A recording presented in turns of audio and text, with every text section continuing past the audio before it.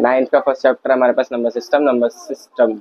Okay, chapter में वही वही पढ़ेंगे जो पेपर में आने वाला है। चैप्टर में हमारे पास सबसे पहला क्वेश्चन जो आता है वो रैशनल नंबर फाइंड करने के लिए आता है। रैशनल नंबर फाइंड करते कैसे हैं? रैशनल नंबर मतलब कि परिमेय संख्या, दो नंबर के बीच में परिमेय संख्या ज्ञात करनी होती है। तो ऐसे क्वेश्चन हमारे पास बहुत ज़्यादा हमने देखे कि एग्जाम में बहुत ज़्यादा पूछे गए हैं, तो हमने इसको इम्पोर्टेंट में रखा है क्योंकि पिछले 2 साल से ये रिपीटेड हो रहा है, तो इसलिए हमने इसको रखा है।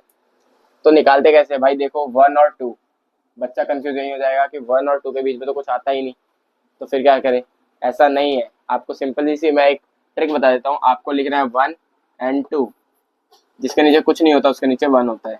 नॉर्मल सी बात है, जिसके नीचे कुछ नहीं होता उसके नीचे 1 होता है। सर इसके आगे सिंपली बात है, आपसे कितने पूछे गए? 5, तो 6 से मल्टीप्लाई कर दो।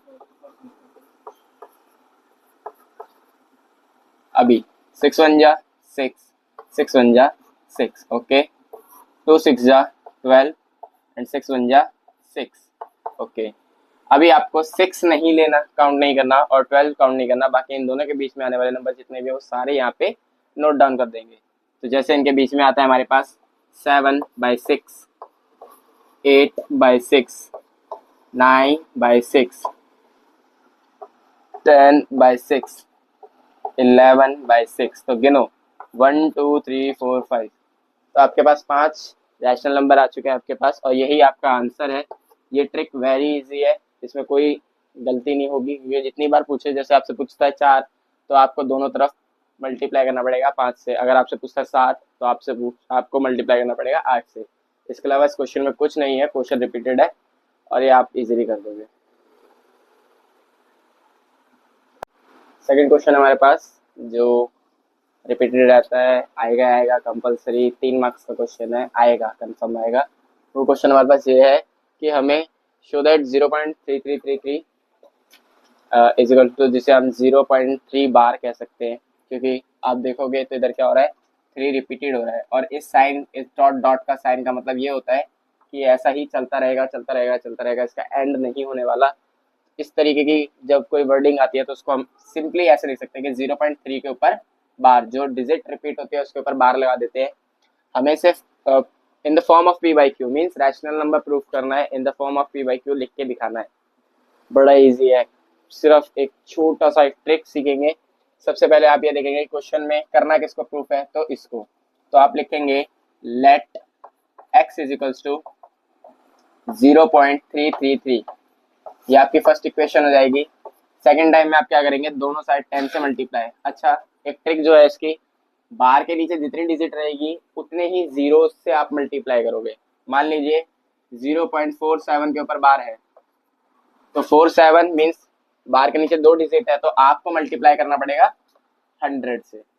मान लीजिए 0.369 बार मीन्स आपको डिवाइड करना पड़ेगा, मल्टीप्लाई करना पड़ेगा 1000 से। तो डिजिट ही बताती है कितने जीरोज होंगे। ओके, आ जाते हैं, क्योंकि हमारे पास एक ही जीरोज है तो हम मल्टीप्लाई करेंगे 10 को। तो यहाँ पे लिखेंगे multiplying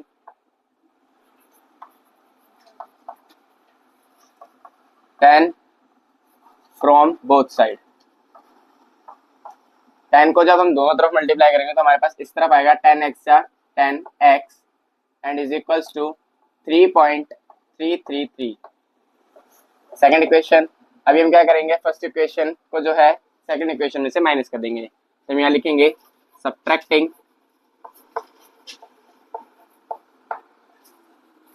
equation second from first. तो आप क्या करेंगे कि आप सेकेंड वाली में से फर्स्ट को जब माइनस करेंगे तो आप ये देखेंगे कि 10x minus x is equals to 3.333 minus 0.333 means 10x में से 1x अगर माइनस होते तो हमारे पास सिंपली बात है 9x बचेगा। सर बिल्कुल बचेगा। अगेन इधर देखो, सेम पीछे की डिजिट है 333 माइनस 333, आगे 3 में से 0 गया तो 3 बचा ऑब्वियसली, तो 3 लिख देंगे। x इज इक्वल्स टू, जब मैंने बताया एक नंबर और एक ABCD मीन्स जैसे आप वेरिएबल कहते हैं, इनके बीच में अगर कोई साइन नहीं है तो क्या होता है, मल्टीप्लाई, मल्टीप्लीकेशन। तो जो चीज यहाँ पे मल्टीप्लीकेशन होती है इज इक्वल्स टू को इस तरफ जाने के बाद क्या होती है, डिवाइड। तो 3/9 अब ये इससे कैंसिल आउट हो जाएगा और ये बन जाएगा 1/3 और x को हमने लिख दिया 1/3 के रूप में, जहाँ पे q क्या है, p/q के रूप में लिखा गया है, जहाँ पे q is not equals to 0। तो ये हमारे लिए रैशनल प्रूफ हो चुका है। ओके, तो क्वेश्चन नंबर 3 हमारे पास, जिसमें हमें इररेशनल नंबर फाइंड करना है। अभी हमने थोड़ी देर पहले रैशनल नंबर करा था, अभी हम आ गए हैं इररेशनल पर। इररेशनल नंबर देखो, आपको दो रैशनल नंबर दिए हुए हैं, अब इनके बीच में इररेशनल फाइंड करना बच्चों को थोड़ा सा ऐसा लगता है कि अटपटा सा, कि सर ये एकदम से कैसे क्या हो जाएगा। डोंट बी अफ्रेड, आपको डरने की कोई जरूरत नहीं है। तो आपको सिंपली क्वेश्चन लिखना 1/7 एंड 2/7। आप सिंपली इनको बार के फॉर्म में लिखेंगे। सर बार कैसे निकाले? सिंपल सी बात है कि आप इसको डिवाइड कर दीजिए। 7 बार अंदर 1, सेकेंडली में 2 अंदर 7 बाहर। भाई 1 नहीं आता तो 0 पॉइंट लगेगा, 0 आ जाएगा।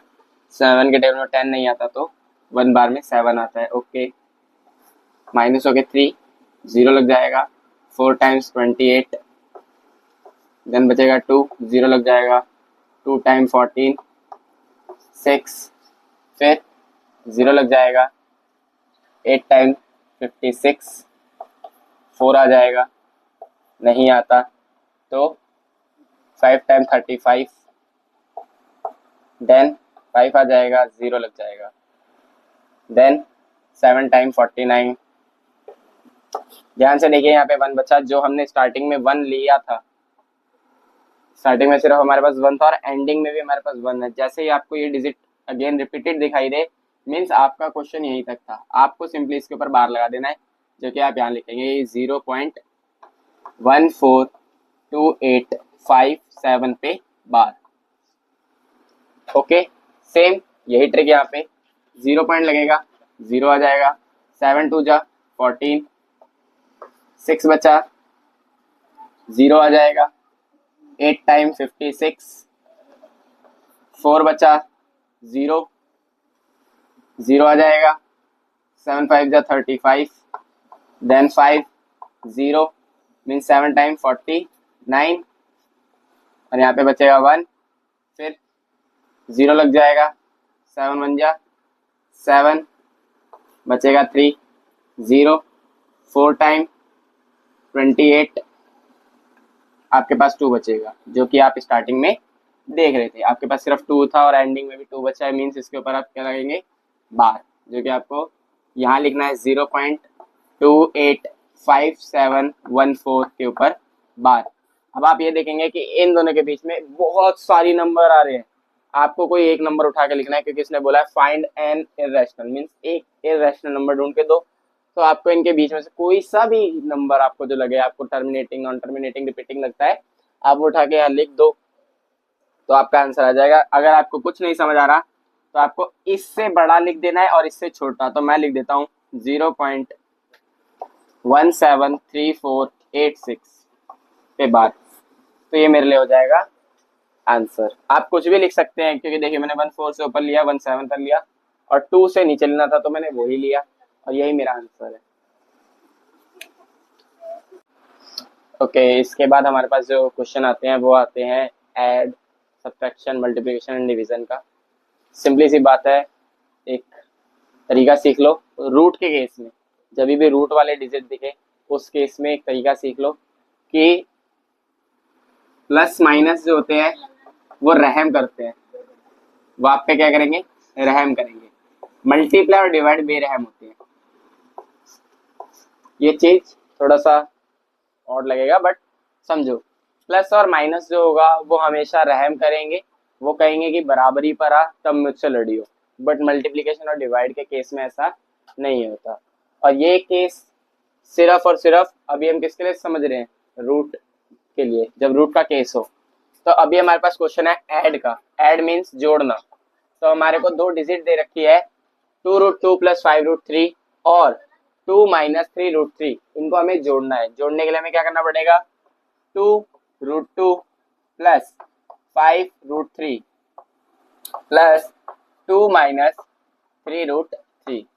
एंड की जगह मैंने प्लस लगाया, बिकॉज क्वेश्चन बोलता है यही है कि एंड और, तो हमें इन दोनों को जोड़ना है, तो बीच में प्लस लगेगा, प्लस लगाया। ओके, अभी क्या करेंगे देखो, √2 वाला सिर्फ √2 वाले से ही प्लस माइनस हो सकता है, √3 वाला सिर्फ √3 वाले से ही प्लस माइनस हो सकता है, नंबर वाला सिर्फ नंबर वाले से ही हो सकता है, और ये वाला भी √3। तो मीन्स हमें ये दिख रहा है कि √3 यहाँ भी है, √3 यहाँ भी है, तो ये तो हो जाएंगे। बाकी इन दोनों का देखते हैं। ठीक है सर, तो यहाँ पे देखते हैं कि 5√3 माइनस 3√3 प्लस का 2 और यहाँ पे प्लस का 2√2। ओके, 5 में से 3 गए तो कितना बचता है हमारे पास 2, तो 2√3 प्लस 2 प्लस 2√2।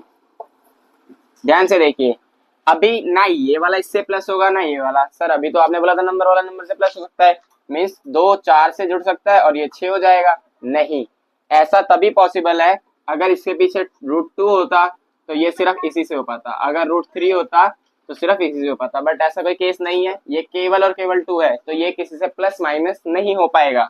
तो अभी मेरे पास आंसर बन चुका है। आप इस आंसर को यहीं पे एंड कर सकते हो, या फिर पिक्चर के लिए एक काम इजी करके आप आंसर ये ला सकते हैं कि 2 यहाँ पे भी है, 2 यहाँ पे भी है, 2 यहाँ पे भी है। तो मैं यहाँ पे कॉमन लेता हूँ 2, तो मेरे पास अंदर बचेगा केवल √2, केवल √3 और प्लस का 2 बन जा 2, तो यहाँ पे 1, जहाँ पे कुछ नहीं बचता वहां 1 बचता है। तो यही हमारा आंसर हो सकता है। बस।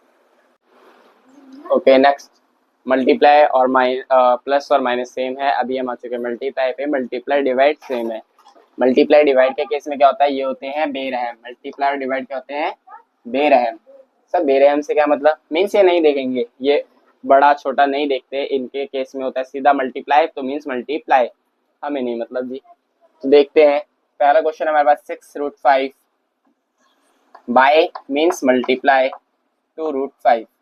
सिंपली नंबर नंबर से होगा और अंदर वाला अंदर से, कोई भी नंबर हो उन्हें नहीं मतलब। तो अभी हम यहाँ क्या देखेंगे, 6 2 जा 12, 5 5 जा 25। सर 25 तो किसी का रूट होता है, ध्यान से याद करते हैं तो 25 5 का रूट होता है, तो 5 बीच में कोई साइन नहीं था, मीन्स मल्टीप्लाई 12 5 जा 60। हमारे पास सिंपली आंसर आ गया 60। अगर ये केस नहीं है, इसके अलावा एक्सेप्शन में आपको मैं अपने आप से केस दे रहा हूं कि सर एक मान लो 6/5 है और एक है 2/√3। तो अब यहाँ पे क्या करेंगे, तो 6/5 लिखेंगे, बिल्कुल लिखेंगे सर। बाय मीन्स मल्टीप्लाई 2√3 का 2√3। 6 2 जा 12, 6 5 3 जा 15, तो √15। और यही मेरा आंसर होगा, जस्ट बिकॉज 15 किसी का परफेक्ट स्क्वायर नहीं होता। कोई ऐसा डिजिट है जिसको मल्टीप्लाई करके उसी नंबर से मल्टीप्लाई करके हम 15 ला सकते हैं, ऐसा कोई डिजिट ही नहीं है। तो यही हमारा आंसर है और यही हमारा आंसर है।